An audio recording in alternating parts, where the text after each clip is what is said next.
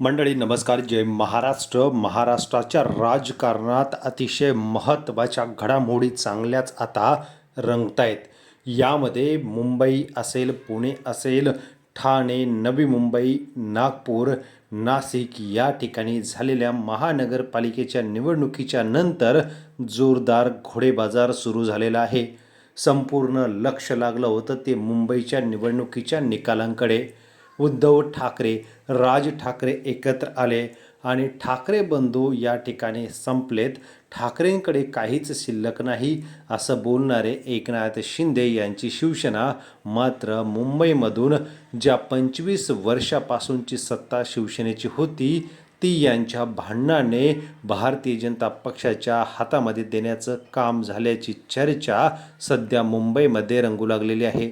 मराठी माणूस एकवटला आणि महाराष्ट्राच्या राजकारणामधून ज्या ठाकरे बंधूंना बाहेर घालवण्यासाठी संपूर्ण ताकद भारतीय जनता पक्षाने लावली होती ती मात्र फेल गेलेली आहे. जवळपास ठाकरे बंधूंनी 70पेक्षा जास्त जागा या ठिकाणी जिंकलेल्या आहेत. तर या ठिकाणी काँग्रेसच्या सहकार्याने 100च्या जवळपास हा आकडा जातोय. याचमुळे मुंबईचा महापौर कोण होणार आणि मुंबईचा महापौर आता भारतीय जनता पक्षाला मराठी माणूस करावा लागणार अशी जोरदार चर्चा रंगू लागलेली आहे. भारतीय जनता पक्षाच्या ताब्यामध्ये मुंबई गेल्यानंतर ज्या काही घडामोडी सुरू आहेत त्यावर एकंदरीत राज ठाकरे असतील यांनी शिंदेंवरती प्रहार केलेला आहे. या ठिकाणी एकनाथ शिंदे या मुंबईच्या महापौरपदापासून दूर ठेवण्याचं पाप यांचं खापर शिंदेंवरती फुटताना दिसत आहे आणि याचमुळे शिंदे चोहूबाजूने या ठिकाणी कोंडीत सापडलेले आहेत.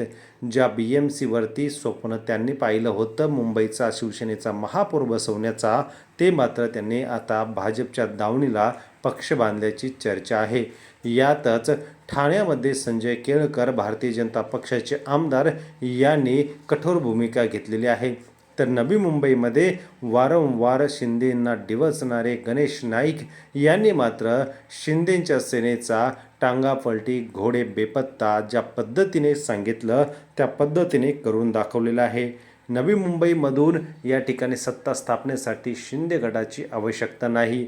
पिंपरी चिंचवडमध्ये सुद्धा आवश्यकता नाही. पुण्यामध्ये तर नाहीच नाही.